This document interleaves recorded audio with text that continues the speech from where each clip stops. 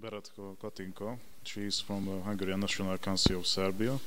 Thank you for your great presentation. It was very detailed and great. Thank you for joining us. First of all, I would like to ask you to summarize your presentation in brief. Yeah, thank you for the invitation.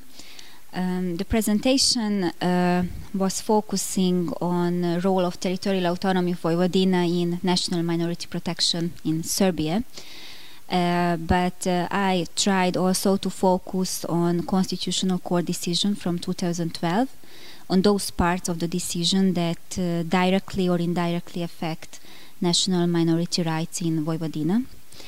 I think that this is a question what is very interesting and can be very much significant, but unfortunately in legal researches it is not dealt with a lot. So in my presentation, besides providing a general overview about national minority protection in Serbia in general, I also provided a general overview about asymmetric decentralization of the state. And because I am a lawyer, yes, in my presentation I was focusing on legal problems. So I was choosing four provisions of the law on establishing of competencies of Vojvodina, and I tried to give pros and cons how these provisions can be in favor of national minority rights, and also how the Constitutional Court of Serbia thought that they can be or not in favor of national minority protection. My second question is about Vojvodina, because you mentioned that it has a territorial autonomy, and you also talked about competencies. And my question is that what do you think, which competencies can dominate in Vojvodina? I mean, it is a place for the economy, or as a language, or as a Hungarian minority. What do you think, which competencies can dominate in this region of Serbia? For existence of territorial autonomy, the justification is historic, economic, multinational, multilinguistic, multicultural. So I cannot give a simple answer, because Vojvodina's role should be also economic, should be also linguistic and cultural. Because there are a lot of minorities, and 6 languages, including Serbian, Cyrillic and Latinic, are in official use, it means that not just the Hungarian minority, but also some other minorities as Croats, Slovaks, Ruthenians are of high significance for our common life.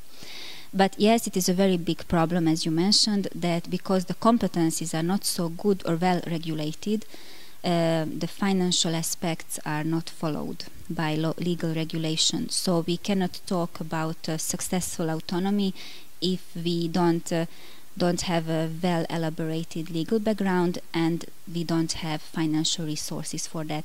So first, this autonomy serves economic aims, yes, but also at the same time some multicultural aims to promote coexistence of different nations, because in that period when it has been established two decades ago, 2 centuries ago, then the justification was but multi-ethnic justification.